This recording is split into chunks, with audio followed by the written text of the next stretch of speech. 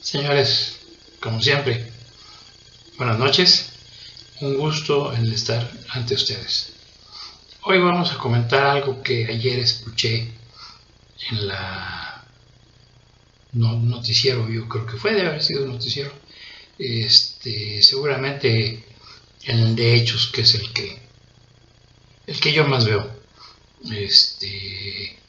Milenio Noticias, tendenciosos y no se me hacen tan buenos, además prepotentes, no sé, no me caen bien no como personas, como reporteros, como la Susana Uresti, muy tendenciosa y muy caprichosa.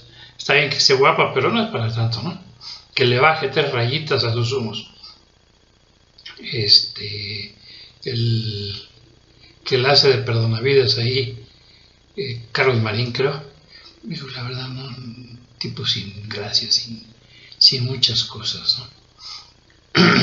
Y sin la preparación que tenía él, es que extrañamos tanto a don Jacobo Zabludowski. Ellos no hay ninguno. Javier Alatorre es muy agradable, se me hace un pillo simpático, no porque sea pillo, sino porque se me hace una persona simpática, para no ofenderlo, me cae muy bien, me agrada su forma de conducir el programa. En fin,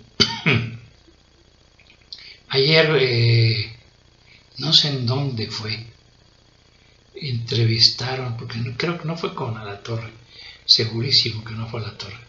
A lo mejor por ahí me encontré no había nada, y que no hay nada en la tele, como decían nuestros papás y tíos, la cajita idiota, pero ahí nos tienen atrapados. No había ningún programa que me llamara la atención de ver. Y cuando sucede, pues bueno, entonces busco qué noticias están en ese momento y eso lo pongo. Me entero, veo, normo mi criterio, no les creo ni el bendito, porque pues bueno, ya sabemos cómo se las gastan los periodistas que se metieron a conducir programas de la televisión. Vi cómo entrevistaban a Mario Volpi, creo que es Mario, un escritor, que dice que junto con el rector, ¿no? Echen la tatema, que es la pura lambisconería la que hay por ahí, el disque rector de la universidad, un tipo que alguien puso ahí, no le veo mayor ciencia, no le veo los espolones como los que tenían el doctor Chávez, el doctor Barrios Sierra, o sea, gente muy preparada. Y ayer se me olvidó el nombre del que corrieron para que pusieran al traidor de Aladino, hipócrita y demás hierbas que le acompañan, Juan Ramón de la Fuente, Barnés de Castro. Y los muchachos, que no eran tan muchachos, que eran más grandes que nosotros, que nada más iban a la escuela porque papi los mandaba, o porque eran unos inútiles que no tenían nada mejor que hacer que estar ahí, como decían nuestros papás, vagos sin oficio ni beneficio. Ni estudian, ni eran ninis, ni estudian ni trabajan. Pues no porque no quisieran, no porque no pudieran, sino simplemente no querían. No querían ni estudiar ni trabajar. Entonces, a esos que llevaban años inscritos en la universidad, quitándole una plaza a un muchacho que pudiera ser muchísimo más brillante que ellos, ahí estaban estos inútiles estorbando. Eran los fósiles dichosos, no eran como los dinosaurios, sino eran fósiles. Ahí tenían años de años inscritos, y mientras que no se murieran, quizás algún día se presentaran a alguna clase, pero estaban inscritos. Entonces dice el tal Mario Volpi que él y Graue en la rectoría van a hacer un programa para conmemorar el 50 aniversario del día 2 de octubre, fecha triste para nuestro país. la matanza de Tlatelolco. Mis respetos para los que fallecieron ahí. ¿Para qué andan en la revolufia? Decían, no tienen nada que hacer. O sea, ¿en qué cabeza caben? El estudiante es bruto, como es solo. Le encanta el argüende. Yo fui estudiante. Y yo fui de los que estuvieron en el 68. Subidos en la escuela. Nunca asistí a un mitin. ¿Por qué? Porque yo sabía que lo menos que nos iban a hallar eran golpes por parte de los policías o por parte de los soldados. En aquel entonces la infantería marina todavía no pintaba para nada. Pero eran los soldados, que nosotros les decíamos los sardos, los verdes, que esos con esos no se anda con cuantos, esos los soltaban y decían, pega y pega, mata y mata. Nada más que, ojalá que, no, yo no sé lo que van a hacer, no quiero ir a ninguno de esos actos, no estoy de acuerdo con sus estupideces. Ayer dice el baboso de Mario Volpi, uno de los dos dijo que el parteaguas había sido el bazucazo en la puerta de la preparatoria 1 de San Ildefonso. No es cierto. Estos imbéciles no saben ni en dónde están parados. Oyeron que un burro los llamaba tocando la flauta y ahí van esos a ver si ellos pueden tocar la flauta también. No, señores, la historia del 68, del movimiento estudiantil, de la huelga de estudiantes y todo, empezó antes de eso en una pelea entre preparatorianos y vocacional. Los alumnos de una prepa contra los alumnos de una vocacional. ¿A quién se le ocurre ponerlos a unas cuadras de distancia también? Digo, hay que ser, señores de la Secretaría de Educación Pública, pero no abusen. Ponen, si los estudiantes, si lo que uno quería en aquel entonces era dar muestras de la valentía de cada quien y andar a las trompadas. Todo ese camino lo recorrimos. Nunca estuve de acuerdo en el movimiento del 68. Ahí empezó la bronca. Obvio, dice el refrán, el que se mete a Redentor sale crucificado. Así le pasó al gobierno de la Ciudad de México. La policía se mete a separar y agarra toletazos a los dos lados. Obvio, los lados que en ese momento hasta ese momento habían sido rivales, unieron sus fuerzas y patearon a los azules, quienes fueron por refuerzos, obviamente, y regresaron y se armó la guerra. Ahí empezó la bronca del 68, no con el bazucazo. Esa estupidez ordenada por un idiota y ejecutada por otro, porque no me cabe en la mente que a un idiota que había egresado del colegio militar haya dado esa instrucción de meterle un bazucazo a una puerta centenaria, con historia. Dijo, hay que ser descerebrado, pero estos abusaron.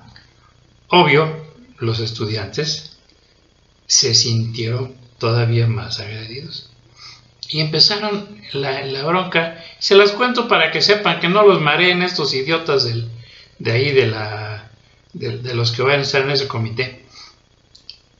Los estudiantes empezaron pidiendo la renuncia del jefe de la policía. No me acuerdo del apellido del jefe de la policía, Ceniceros o algo así, y del subdirector y del de tránsito. O sea, cosas que el gobierno de la ciudad tenía que haber otorgado. Y tenía que haber otorgado para evitar más sangre.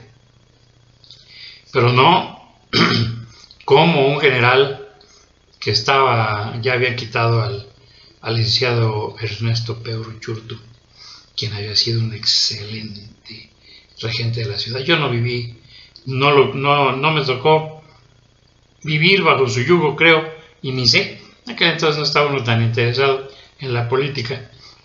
El caso es que deberían de haber, el general Corona de Rosal debería de haber, Alfonso Corona de Rosal debería de haber concedido. Pero no, en su cuadratura de mente, al fin y al cabo, militarzote, aquí se hace lo que yo digo. Yo conozco otro también, muy cercano a mí, que también dijo, esto es mío y yo hago lo que quiero con ello, y véantelas, que le cierran el negocio. Tuvo que venderlo para que no anduviera hablando. Así no, ¿por qué me van a imponer? Yo no quiero y no quiero, y sácatelas. Entonces, los estudiantes escalaron en sus peticiones. Y el atolondrado del regente, en lugar de apechugarla, le aventó la papa caliente a Gobernación. ¿Y quién creen que estaba en Gobernación?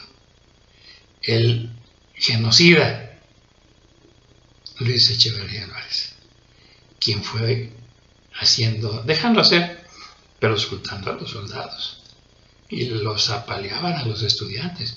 Ojalá que también digan eso, que en realidad que manejó mucho fue Luis Echeverría.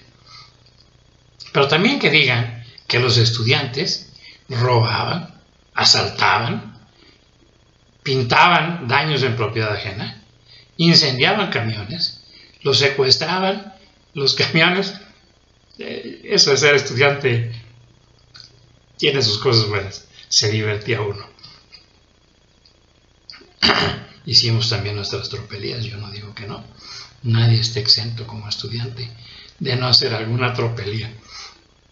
Reconozco que participamos en varias. Participamos mis compañeros y yo.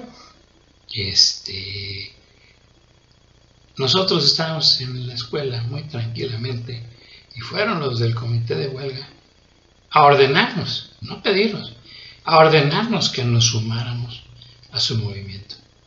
Cosa que yo era de los que tenía voz y voto fuerte dentro de mi grupo. Y nos reunimos. ¿Qué hacemos? ¿Le entramos con estos o nos abrimos? Y yo les decía, miren, esto no lleva buen cariz. Yo creo que va a estar difícil el asunto. Yo no le entro. Mi grupo y yo no le entramos. Y éramos era un solo grupo para todo, pero adentro de ese grupo habíamos varios grupos. Dueñas y sus amigos, Esqueda y, ¿cómo se llama? Alfonso, el caballo, ¿cómo se llama el caballo? Salazar. Había grupos, y las muchachas, obviamente, nuestras inefables compañeritas.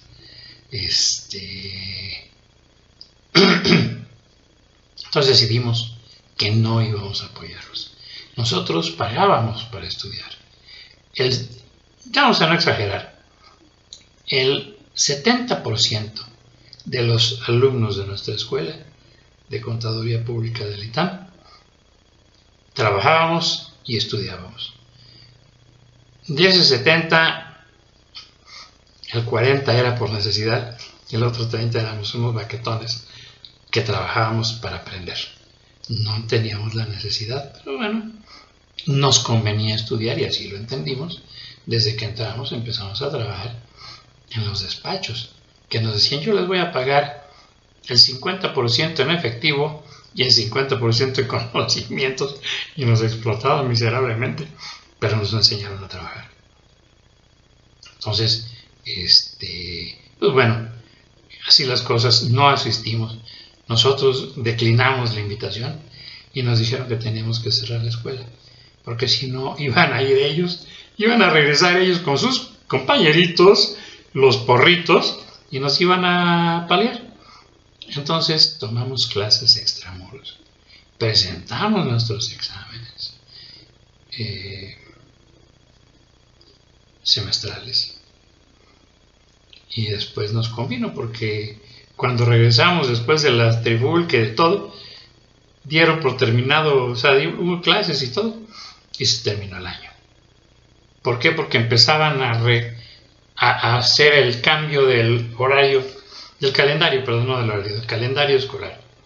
Que antes, cuando yo entré a la escuela, era de febrero a noviembre y vacaciones diciembre y enero, por aquello de no te entumas con el frío. Entonces, y ahora ya no, ahora ya el calendario escolar les vale para puras vergüenzas y hacen lo que se les pega la gana. En todos lados, no nada más en la UNAM, también allá. Esa fue la historia de cómo empezó el movimiento del 68, que fue escalando, sí fue escalando, porque el gobierno no quería cerrarlo y le quería dar una demostración gráfica y dolorosa a los muchachos. Y los muchachos querían divertirse. Entonces, y había atrás de los muchachos quienes abusaban de eso y hacían de las suyas. Acuérdense cómo traicionan al movimiento a los estudiantes, a sus compañeros de la Universidad de la Vega Domínguez. Creo que era Francisco Javier Alejo. Era Alejo. Es decir, el apellido era Alejo. Ellos traicionan, y como ellos, otros muchos, Andrés de Oteiza, eran los niños popis de la universidad. Y ahí andaban, no eran de los líderes. Los líderes desaparecieron inexplicablemente para mí. Dejaron de existir los líderes. Eli de Gortari, que tenía su arrastre en la universidad, Perelló desapareció, en fin, todos aquellos que conformaron el grupo inicial de los del Comité Nacional de Huelga desaparecieron. Los líderes, los advenedizos, como los que dije, entre ellos una muchacha de muy bonito cuerpo. Yo tuve el gusto de conocerla en bikini. Ay, señora Rosa Luz Alegría, muy guapa, muy bonito cuerpo. Las facciones a mí en lo particular no me agradaban, no se me hacía de cara agraciada, pero con muy bonito cuerpo. Ella era la novia de Perelló y lo traía, no me acuerdo qué le pasó a Perelló, pero en esos días andaba en una silla de ruedas. No sé si fue por una de las golpizas o ya venía así de antes, pero ella lo llevaba y lo traía. Lo abandonó por un tipo gris, sin chiste, denso, no, pero con mucho dinero. Era el hijo del todopoderoso secretario de Gobernación, Luis Echeverría Álvarez, y se casa con él. Y después lo abandona para quedarse con el Jolopo, el Perro López, y con quien se casa en Caparroso, y tiene con al menos un hijo, no sé, pero sí se hizo publicidad del tanto del matrimonio allá en la madre patria, hombre, que aquí nos vamos a casar, y se casan en Caparroso, y está Rosa Luz Alegría contra el Perro López. Es otra de las que traicionaron al movimiento del 68 por aquello del dinero, no sé por qué, no sé, el dinero corrompe, ¿verdad? Y así hicieron todos los advenedizos, Andrés de Oteiza, Francisco Javier Alejo, de la Vega Domínguez y otros que no recuerdo los nombres de ellos, todos que estudiantes y comunistas y puro cuento, si fueron al lado del gobierno porque estaban en el lado equivocado, entonces ingresaron al gobierno vendiendo al Comité Nacional de Huelga, y ahí se acabó el movimiento estudiantil, se acabó. Ya les digo, todo eso sucedió. Que lo digan, a ver si es cierto que tienen el valor de decir, y que digan que no fue don Gustavo Díaz Ordaz el que ordenó la masacre de la tarde-noche del aciago día 2 de octubre de 1968, un día de luto para la nación. Murieron muchos estudiantes. Nunca sabremos a ciencia cierta cuál fue la tristísima cifra de los que tendremos que llorar por ellos. A los familiares sí, pero pues, la prensa nunca va a decir aquí, de aquí soy, ellos ya saben ustedes, están del lado del gobierno. Entonces, por mucho que quieran, pues no son tan tontos, capaz de que les dan un estate quieto o los desconocen y ay, a los ayayayes les va como en feria. Esa fue la historia del movimiento del 68. Las marchas terminaban en golpizas para algunos, y de los dos lados, porque no crean que los estudiantes iban preparados, llevaban garrotes, llevaban tubos, llevaban piedras, llevaban no sé qué tantas cosas, sus bombas molotov, llevaban de todo, no eran para nada dejaditos. Y así como secuestraban camiones, se metían a las gasolineras, le ponían gasolina, dísele a los camiones, y a recorrer la ciudad a vuelta de rueda, y los muchachos ahí arriba bailando. Ese era el estudiante, el relajiento, hasta que se les aparecía el chamuco vestido de verde o de azul, que eran los policías, y se los surtían. Les quitaban a veces el camión, muchas veces le prendían fuego al camión, eso es daño en propiedad ajena. Y entraban los establecimientos comerciales y rompían vitrinas y robaban y hacían desmán y medio. O sea, si el estudiante en bola es terrible, no quisiera estar ahorita teniendo frente a una partida de esos muchachitos, y menos ahora que no respetan nada. Antes, cuando menos, respetábamos un poquito la edad de los que estaban enfrente. Entonces, ahora ya no, ya les vale sorbete. Quítate, viejo, tal por cual, que también a ti te damos. Nosotros incapaces de hablarle a un señor de la tercera edad, hombre, era misión imposible. A pesar de todo, teníamos una cierta educación. Pero bueno, esa es la historia, señores, del 2 de octubre, la verdadera. No la que estos atarantados van a querer mencionar y demás, y desgarrarse las vestiduras y todo. Claro, ya todos los que estuvieron en el movimiento del 68, todos están afuera. ¿Sí? Todos. De los más jóvenes, y que no estaba ni en el comité de huelga, ni en los pleitos, ni en nada. Los deben de estar alrededor de los, no sé, 70 y algo de años. Perdón, rondándole los 80. Entonces ya no están en ningún puesto de mando, ni de política. Entonces, esa es la historia triste y real de nuestro país, con su movimiento, que fue reprimido de manera aciaga, prepotente e idiota por parte de Luis Echeverría Álvarez. Le hicieron juicio, lo encontraron culpable y lo declararon genocida. No, si es un hijo de la trompada hecho y derecho, forrado y revestido de lo mismo. Pero bueno, ahí sigue viviendo y cobrando la pensión por todos sus desmanes que hizo.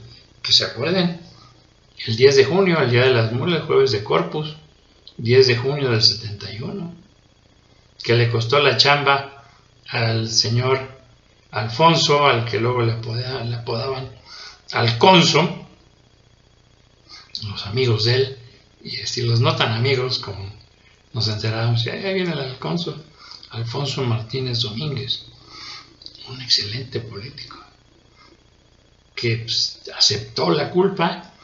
Él fue el Paganini, decíamos nosotros, y le decían, no, no es Paganini, es Paganone.